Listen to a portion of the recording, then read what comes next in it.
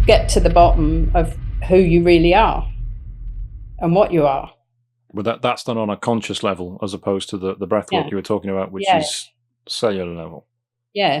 Would it be similar or would it be complementary? Because if you're vibrating on a similar frequency or the same, could you clash? That's a really good question.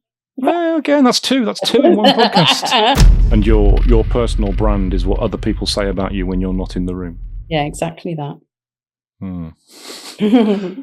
On this episode of The Engaging Marketeer, I'm going to be speaking with Donna Still. Donna is a fellow BNI member, but she is, it's very difficult to explain. She helps people find their inner reasons, their inner why, their inner beliefs by the use of breathwork. And she's also heavily into astrology. Now, as you're probably aware, I am not into astrology, and I am the least woo-woo person on the planet. So I'm going to be trying to understand how Donna does what she does and how it works, even though it's really not my thing. But let's find out. So, Donna, your business isn't the normal business you would expect to find at a networking group. So can you explain to me very, very briefly what it is that you do and how you help people? That's probably my worst nightmare question. I like to kick off with a corker. Don't worry, it's downhill from here. Yeah, that's great. That's really great. Actually, what I do is I help people to reconnect to their self, which sounds a bit woolly and a bit easy, but actually I used breathwork, coaching, and a lot of other tools that I've collected in my 20 plus years in business. Okay. And when you say breath work, what does that involve? Because, I mean, obviously, I've been breathing for 48 years. Yeah. I'm all right at it, bar one spell in high school when I seemed to pick up a little bit of an issue, or I had to have a bag over my face for a couple of times. I'm not sure what happened. That went away as quickly as it came. What exactly is it that you do to help people? Well, with conscious connected breathwork, it's a therapeutic approach to helping people to integrate their past experiences using the power of their breath. And what do you mean by past experiences? So a lot of people, when they have, like, just going through life, we all have experiences that are that have the potential to unnerve us or to make us more apprehensive, anxious, and to sabotage ourselves. So what actually happens is, like, people won't put themselves forward for promotion. They might not do the things that they secretly dream about doing. So you might hear in a conversation, "Oh, I've always wanted to do that, but never done it." And usually there's a reason why they've never done it. It's not because it's not something that they really do want to do. It's something that they don't believe that is possible for them, based on their past experiences. So if someone, for example, has gone for job interviews before and keeps getting rejected, they'll not want to do it because they'll feel they're not going to get it anyway, so what's the point? Yes, exactly. Or I can think of one person in particular I know from my nerd fandom who constantly posts on social media about, what have you got to do to find a girlfriend? What have you got to do to get a date? And he, I believe, is using his past experiences to make excuses for the fact that he's not going to do it, because what's the point? It's not going to work. Is that the kind of thing you mean? Sort of. Sort of. Yeah, sort of. So he's obviously telling himself a story. He's telling himself a story about what he believes it is. And so he won't ever go and put himself out in the position to be rejected. So his subconscious mind is keeping him locked in that same behavior because it's a safety mechanism. So in the past, he would have experienced rejection. And because he's experienced that rejection, he will not put himself forward now because that experience is not integrated in a way that would make it useful for him. You know, the wisdom that comes from negative experiences, we learn way more in life from our bad or perceived negative experiences than we do from the positive ones. Positive ones are amazing and really good and like enjoyable, but we don't actually always learn something from those, whereas we can have the potential to learn something from every negative experience. So could the positive experiences actually have a negative impact on you if they give you a false sense of security or a false sense of confidence? No, I don't. No, so I don't think it gives you you'd have a false sense of security or a false sense of confidence. You know, if you're good at something, you're good at that until one day you're not good at it. Almost along the lines of, I don't know how true this is because you see it reported in media and press all the time that in schools now they try not to have winners and losers. They try to give everybody a medal for participating, that kind of thing. If you are given the sense that, oh, if I compete in a sports day or I compete in a race or I compete in an art competition like I've done in school, I'm going to get a medal. I'm going to get something. I've got that sense that, oh, it's going to be successful. That gives you that sense of confidence that even though you're not necessarily good at it, you think you're going to do well at it, whereas you don't have the negative experiences in the first place, which can shape you and help you. But that's what I mean, I think. Yeah. There is a lot of that. There is a lot of, I suppose, thinking about it from that perspective, if you don't have the experience of not feeling like you're good enough to do something, then where would the impetus come to improve? So there'd never be, you know, like you would only live in mediocrity because you just turned up and participated. So, you know, like there's no desire there to do anything more or to do anything better or to improve in any way. So it's only through the mistakes that we make and through the negative experiences that we can discern what it is that's in here that we want to carry on then doing. Does that mean then to be truly, truly successful, you have to have in some way had experiences that have shaped you by being negative? Absolutely, 100%. I think there is not one person walking this earth that can say they have had only positive experiences, not one. Everyone has negative experiences. You know, the things just don't turn out how you want them to do. And then how we represent that to ourselves is down to us. So, yeah, go on. No, I was going to say, because I don't, because you said you were listening to some of my podcasts. I did one on this recently, which was about, I found the reason why I do what I do, which had escaped me for a long time. And it was the fact that all throughout my life, I'd been told I wasn't good enough. My school teacher in art told me not to do A-level because he said, you're not good enough to do A-level, don't do it. And I did A-level. And they told me, you're not good enough to do this, you shouldn't be doing this A-level. And I ended up going to art college and got a distinction. And then I ended up getting a degree in film, which was art-related, film animation, photography. And I run a web design agency. That constant being told, you're not good enough to do it, was my reason to, well, I'll show you, you bastard. Yes, I am. Yeah. And my dad kept telling me as well that the A-levels that I was doing were pointless. I was doing classical civilization and art. Why are you doing them? It's a complete waste of time. You should be doing something like science or French or German. He wanted me to do German for some reason. I didn't want to do that. I was shit at languages. I knew I didn't have a capacity for languages. I'm good at what I'm good at.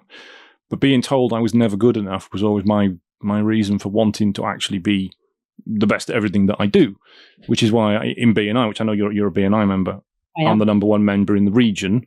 I have to be, because I have to show everybody that I can do it. I'm the number one member in the chapter, obviously.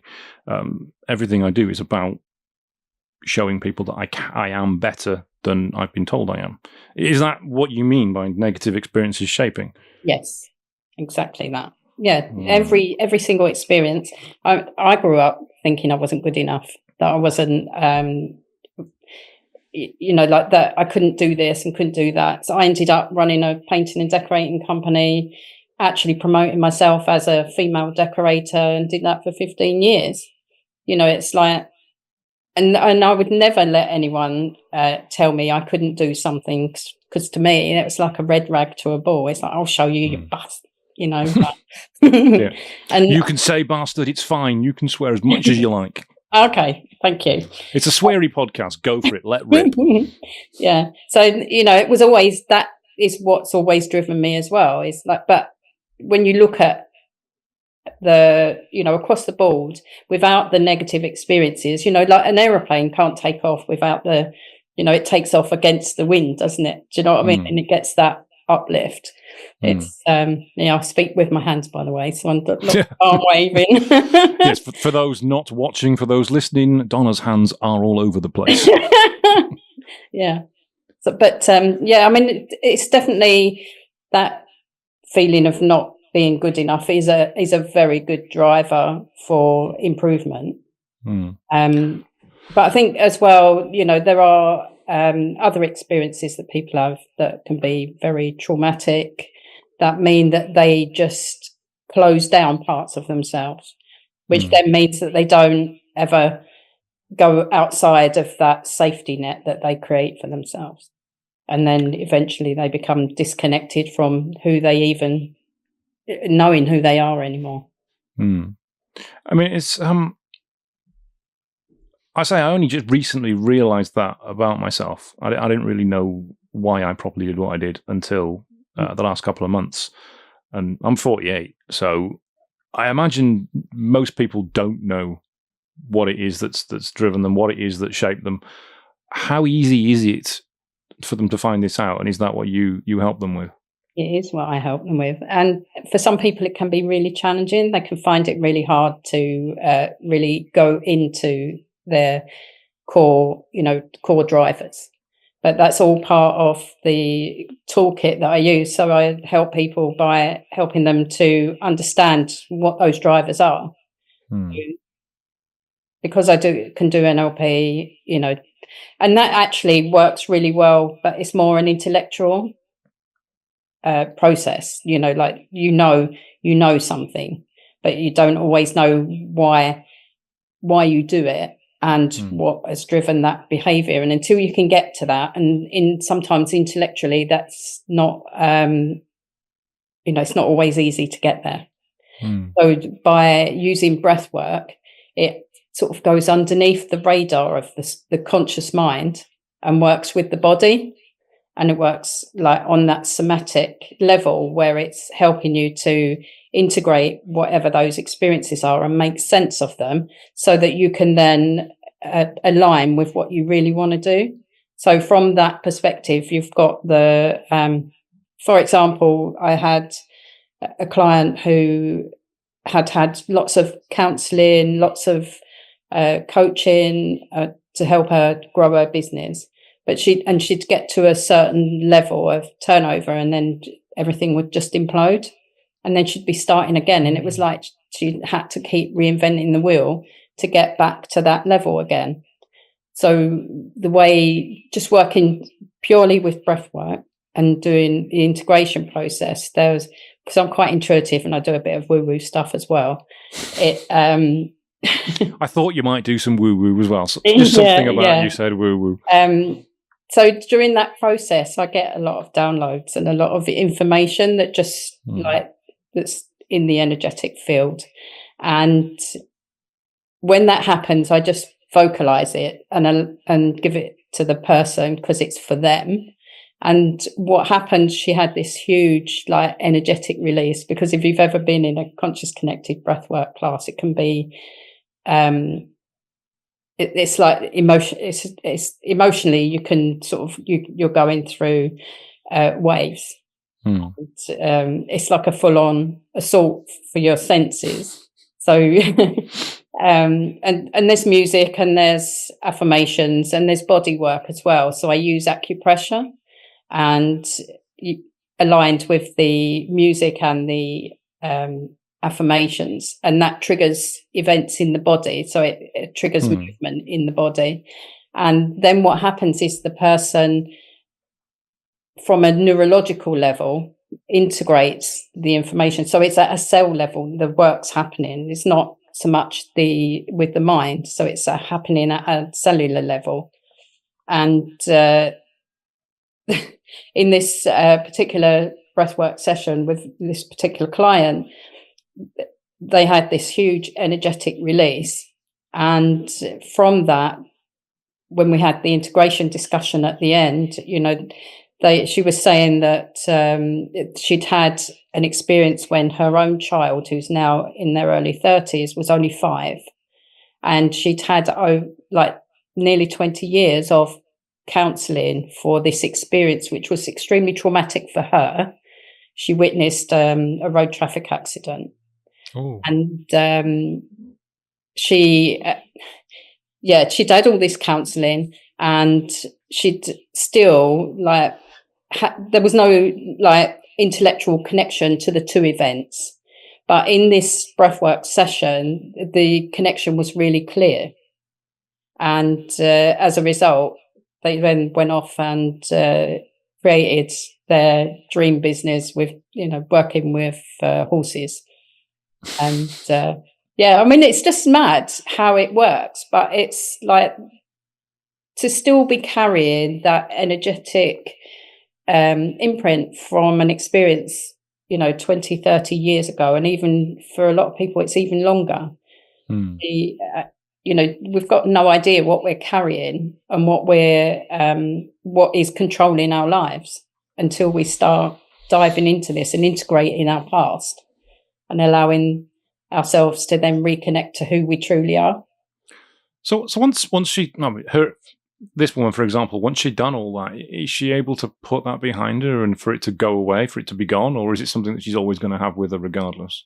So what's actually happened is, instead of the experience disempowering her, she feels that it happened and it was really sad and it was really traumatic, but what she's using that now as a way of empowering herself and the people that she works with, as opposed to feeling any negativity around it. Do you know what I mean? It's we can keep telling ourselves a story about the experience and how horrid it was, which it was absolutely hideous. And nothing can take that hideousness away. But the story that we tell ourselves about that experience is what we actually physically embody. So it's a reframe. Yeah, it's just a different way, but you don't have to do it at an intellectual level. She tried to do it intellectually for 20 years or more. Through counselling. Yeah, but because it was just making, for her, I'm not knocking counselling. Counselling is amazing. But for her, that it could only get to a certain level. And by not being able to get to the physical aspect, there's been lots of work and lots of scientific research about how the body keeps the score. And because we are spiritual beings having a physical experience, and we are in a body, we're not the body.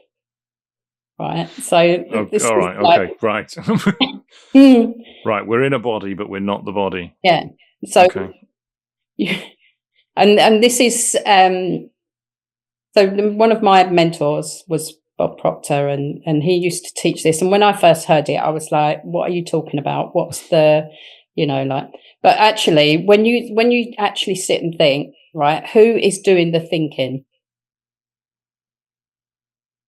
And who are you?" And so, you've got a lot of stuff going on there, and it's probably not the right time or place or whatever to go into all of that. But a lot of the Buddhist, and the Zen teachings and all of that, they'll a lot of is all about who is doing the thinking. You've got the thinker, the thought, and there's all these different aspects of being. It's where does the thought originate? Yeah. So Kabbalistically, Kabbalah is Kabbalah. Well, I don't know why I brought that in. So I've got a lot of different interests in different things, and I've been looking and digging around in consciousness and spirituality and looking at all of those things and how we operate and how we work as human beings, you know, and like what causes us to do things in a certain way, and you know, just why we do what we do, and the whole thing is like looking at the different religions and the different ways of viewing the world. It's just really like a different set of glasses. Each one is looking for a different set of glasses and has its own protocols and its own rules and structures. And for us as humans, we've got, you know, we're spiritual beings having a physical experience. And if you were to do a values exercise where you just sat and said, who are you that is more than Darren? And you'd come up with a whole list of roles that you play in the world. And then if I was to ask you, who are you that is more than that one, you know, that the marketeer or do you know what I mean? Who are you that is more than? Yeah. And you'll get to the bottom of who you really are and what you are.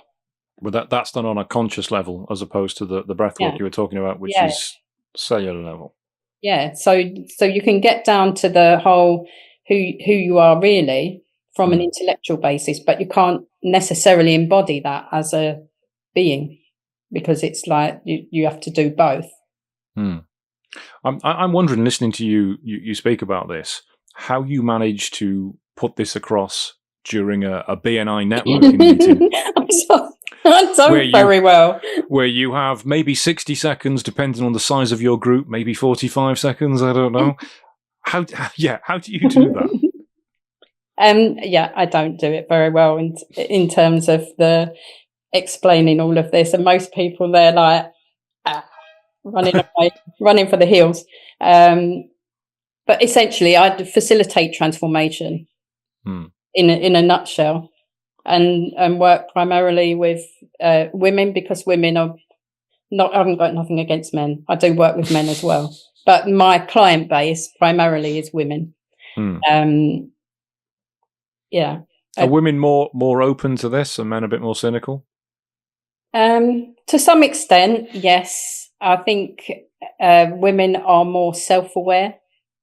Men tend to not be necessarily so self-aware, or if they are, they're, you know, I've worked with a lot of men as well, and they've had some, you know, like really interesting experiences. But yeah, I mean, it is difficult to explain in a nutshell, so I just call myself a life coach in BNI. Right. Well, I mean, that was a question I wanted to ask, because there's obviously quite a few people that do what you do, but because it is a difficult thing to explain, and often even more difficult to relate it to business and ask for introductions for particular businesses, for anyone listening to this who is in the same field as you or a related field, what advice would you give them on going to networking events, or even, you know, a BNI, for example, and how they can make it work for them to get clients and grow a business? Good question. Well, I ask them every now and then. Ultimately, they need to stick to high level and talk about the core offer. So life coaching is, I'd speak about that, and the fact that I use different tools. I don't go into any massive depth so we only get 30 seconds in ours. 30? Yeah. Wow. Is it how big is the group then? 60. 60 members. Gee whiz. Yeah. So yeah. And how does it work for you? I mean, what kind of introductions are you getting, and what are you asking for? Well, at the moment, I'm running a lot of. So I run breathwork circles where I get people to come along, and so it's mostly. And I've written books and stuff, but in terms of the breathwork circles, I get people and get them to promote it to their friends and family members and stuff like that. I've done a lot of I did a lot of research around trying to get into more corporate sector, but at the time when I did that, I was offering it more therapeutically, and but now I've like found a way to do it more, run shorter workshops, like an hour, and within a corporate environment, to be able to show people how to use their breath to overcome different situations. So in an hour, I can teach them how to use 3 different techniques to overcome, one to overcome mind fog, one to re-energize themselves, and another one to overcome, like when you're in a very scary situation. And it's one, actually, the box breath. I mean, it's just very easy to do, and it's what the Navy SEALs use, and all the other military, they use it to, like when they're in their combat situations, to overcome their neurology. Well, wow. And how does that work? I have to ask, how does that work? Well, it calms the nervous system down. So we have, when we go into a situation where the emotion and the fear is really high, then the way to calm the nervous system is to do that through the breath. I mean, it's an ancient technology. It's been, around since we all first, came into a body.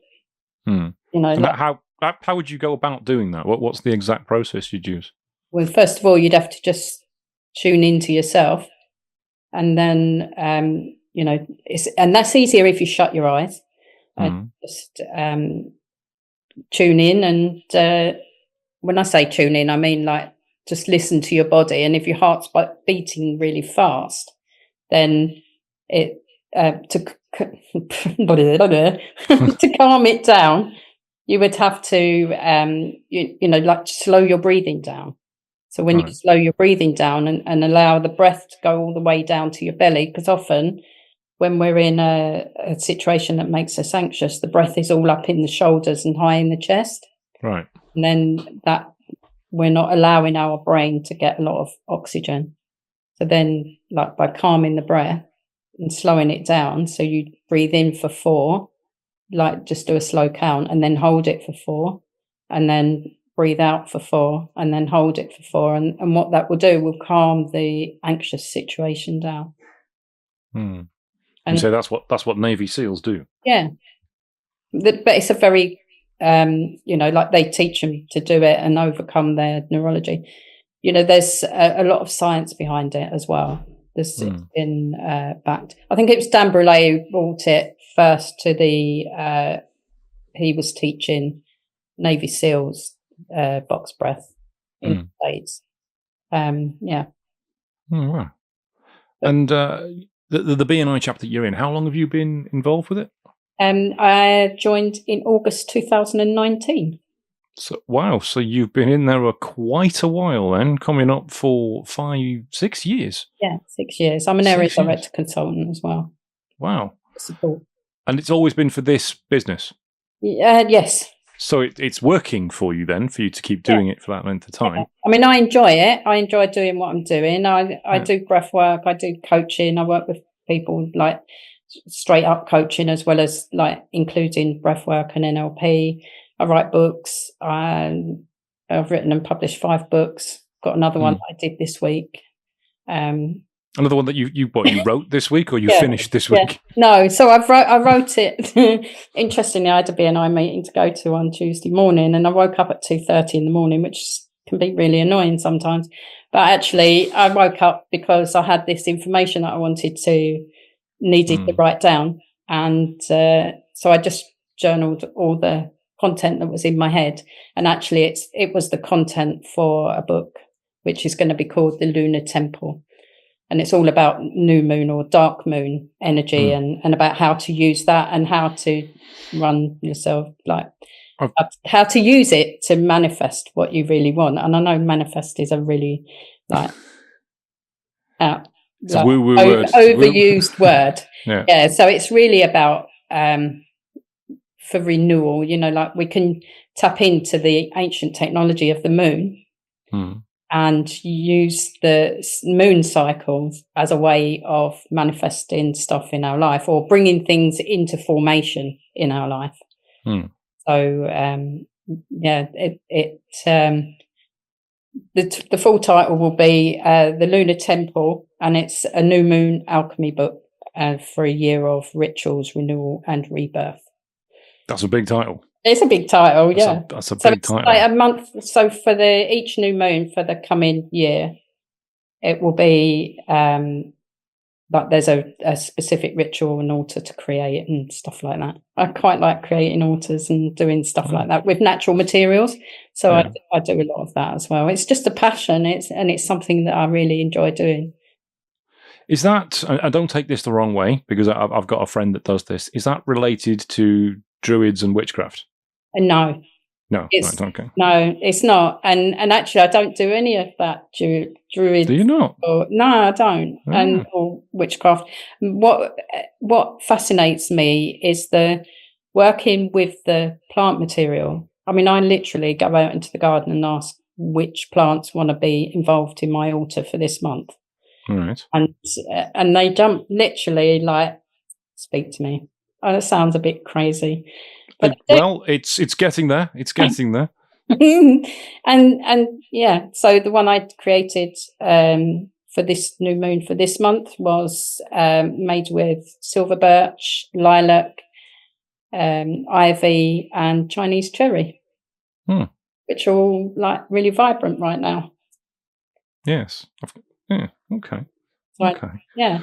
So it's I mean, I just really love doing that stuff and really getting into the nature, because it helps me to feel grounded, which for other people that might make me sound like I'm a bit weird or a bit out there or whatever, you know. Well, it is weird and out there, but there's nothing wrong with being weird. If everybody was the same, how boring would it be? Yes, exactly. Yeah. No, I asked about the witchcraft thing, because a friend of mine is actually in a coven. And he is a druid and does rituals in the woods with, is it cloaks or capes? He'd tell me off if I get it wrong. I think it's a cloak. There's a difference between the two, but male and female. Is it male and female? Yeah, I'm sure that's what it is, because although Batman wears a cape, doesn't he? Batman was a cape and a cowl. Yeah. Whereas I think his is a cloak. I think did it have arms? I can't They remember. hide themselves with a cloak. Oh, it's definitely got a hood. Yeah. I don't know. If maybe it's not to do with male and female. I don't think it was. No, there was a specific reason. I can't remember what it was, but he would always tell me off if I got it wrong, which I would frequently do, as clearly I have again. So there we go.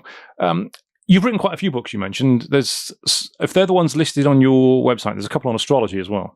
There's not a book on astrology. That's what's... Oh, right. So maybe it's for sale on the website. So I do natal astrology readings to help people understand their life path from their astrology. Okay.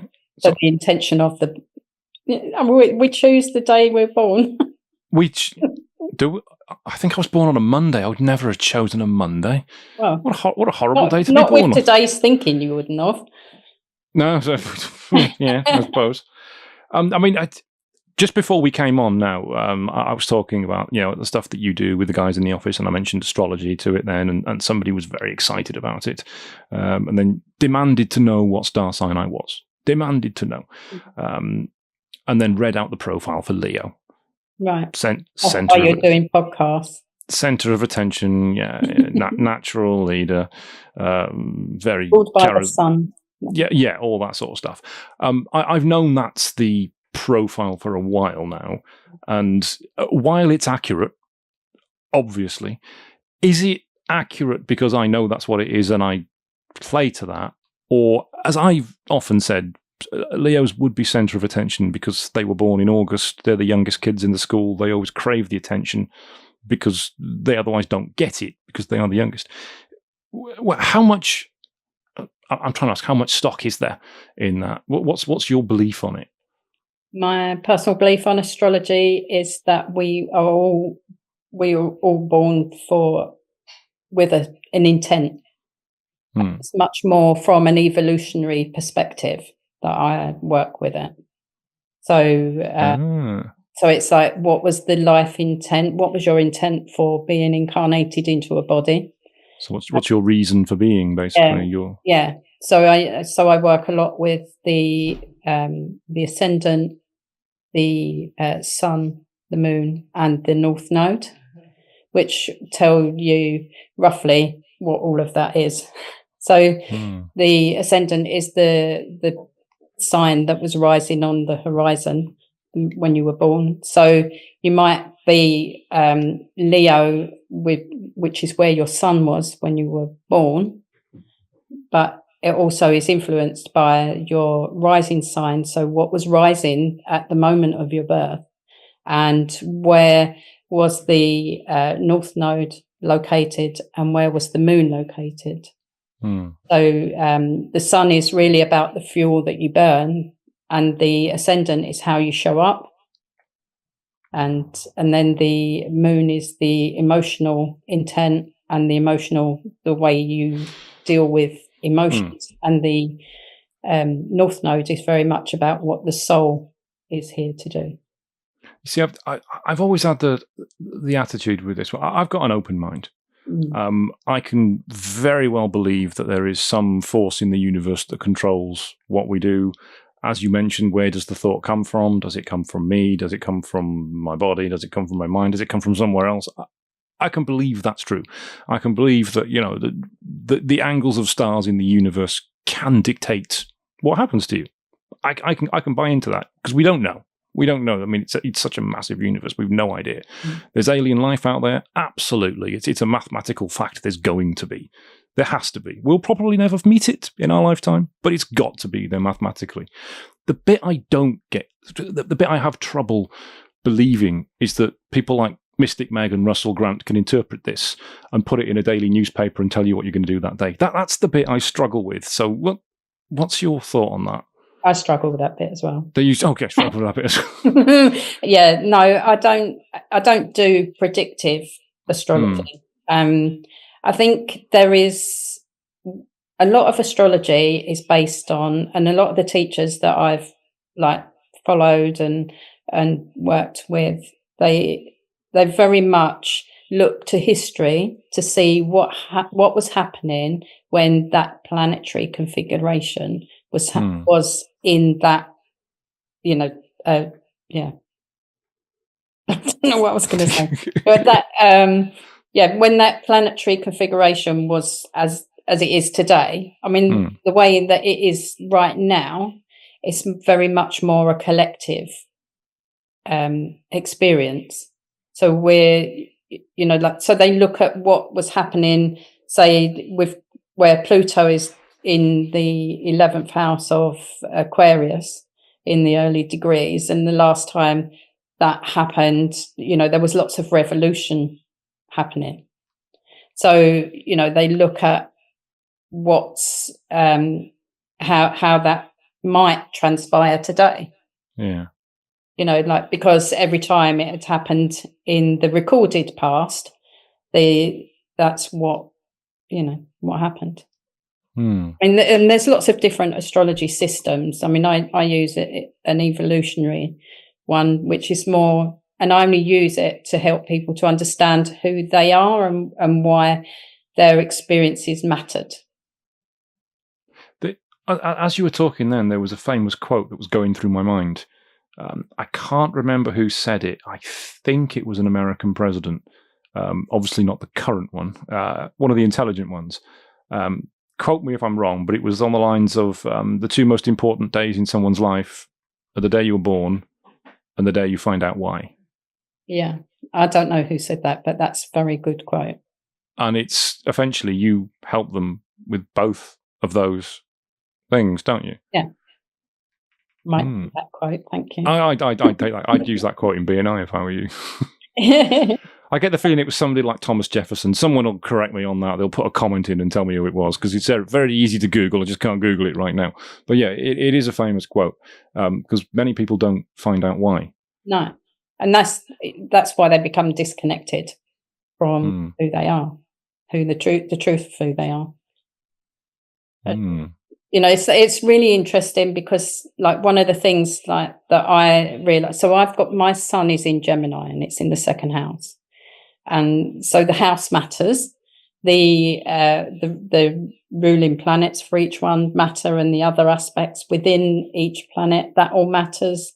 And so there's lots of alignments and aspects, do you know what I mean, that that have an impact on how we show up. And the more that I dived into it, even looking at my own astrology, because obviously we have to be able to relate it to your own experience, because otherwise it wouldn't necessarily make any sense, and I wouldn't be able to then explain it to other people in a way through lived experience of that, but it doesn't mean that they would experience the same thing. It just means that that was my experience, and they could either be experiencing something similar but for them based on what theirs is. So how easy is it then for someone to find this out? Because my birthday's August 16th. August 16th, 1976. Anybody wants to spoof me online, there you go. You got the details. It's easy to find out. One of my sons was born on August the 16th, 1984. Yeah. That's a great My day. oldest son, yeah. Day Elvis Presley died as well. Was it? Day Elvis Presley died. Yeah, he died when I was 1 year old on my birthday. How easy would it be then? Because obviously I know I'm a Leo. It's very easy to find stuff about Leos, to actually pinpoint it for that date to get more specific information. Well, you can get a natal chart, and you can go to, there's a website called astro.com or astroseek.com, and you can just put in your own details and you can get a natal chart, and it gives you a circle that's got all the different aspects in it. So you've got you can find out what your rising sign, and the houses for where your sun is, where your moon is, where your north node is, and then work it all out from there. Some of them will give you an actual reading. You just pay it. I mean, it's like something like $35 or whatever. They're American sites. So there's lots of free websites, but those two are the ones that I would recommend. I mean, I will do that because I do want to know, and I think it'll be good research for me to find that out. Yeah. But there's still this nagging worry in the back of my mind. It's like when we look at trees or clouds, we see faces. Because we as humans are conditioned to try to what's the word? Meaning. Find meaning, humanify. We try to turn inanimate objects into people, into things, so that we can see them. We'll look for patterns. When we look at a painting, we'll look for the faces in the crowd, because that's what we do. When we look at horoscopes, the reason they tend to be in newspapers and magazines so vague is so that people can read them and go, oh, that's me. That's me it's talking about. Oh, I get it. That's me. So I am a little apprehensive that I'll do this, look at it and go, oh, yeah, that's me to a T, because I'm looking for that. Does that make sense? Is there an element of that?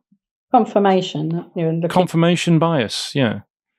There is an element of that. But also you can, when you start to look more deeply into astrology and start to look at the aspects, so where, and the aspects really just means where it all relates to each other. So each planet will have an aspect to another planet, or it will be in a different house, it will be in a different sign. And that's different for everybody. It's completely, you won't find two people with the same astrology. You might be born on the same day, but your astrology, the planets will all be in a different alignment. Was that based on the time of days? Yeah. So time of day, the location in the world, all of this matters. Oh, right. So that'll affect it as right. Yeah. So it all matters. And actually that, like they've been using, all the ancient cultures used astrology and astronomy which is the location of the planets to run their life. They would plant when, like where today is Beltane. And I know this is going out later in the year. And if you want to cut that out, you can. No. Today it's May the 1st. Recording this, it is the 1st of May today. So that's Beltane, is it? Yeah. So that's that's the point of renewal, and it's like planting and putting the seeds in for the harvest for September. Do you know what I mean? So it's like there's a time for everything. And so it just depends on who you are and whether you're interested in it or not. And going back to your question about the vagueness and about them making it up. So the Greeks had the Oracle of Delphi, didn't they? Yeah. And people went to the oracle, or the king went to the oracle to ask there was a divination process, which essentially, whether you're doing astrology, tarot, or any of that other stuff, it's all like a divination process. Of whether like your druid friends, they're using runes, which are stones. It's all part of that, or the witches might be using tea leaves, like it's all a divination process. But actually we can tune in to another person's energy just by being in the same room. We can actually do that, and everyone can do it.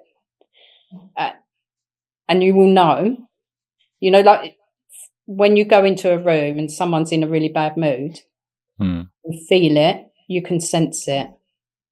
And that could be just by them behaving in a certain way, but your body interprets it as they're in a bad mood, or they're in a, or you might say, you might reflect it in the words. So you'd say, you could have cut the atmosphere with a knife. Yeah.